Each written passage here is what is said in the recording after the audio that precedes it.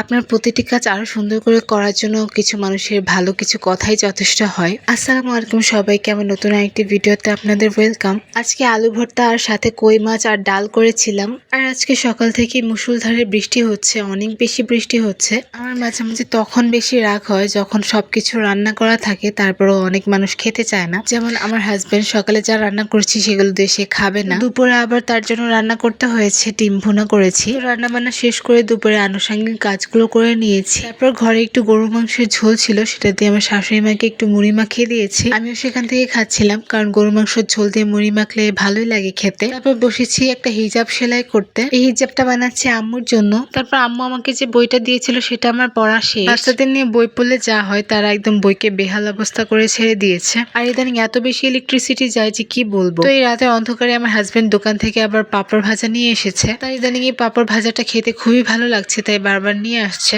তারপর এদিকে কারেন্ট আসার পর আমার ছেলে কি সুন্দর করে মাশাআল্লাহ গ্যারেজ সাজিয়েছে। তার প্রতিটা খেলনা সুন্দর করে লম্বা করে সিরিয়ালে সাজিয়েছে। আমার দেখে এই জিনিসটা খুবই ভালো লাগছিল। তো যাই হোক, আজকে ব্লগটা এই পর্যন্তই। সবাইকে আল্লাহ হাফেজ।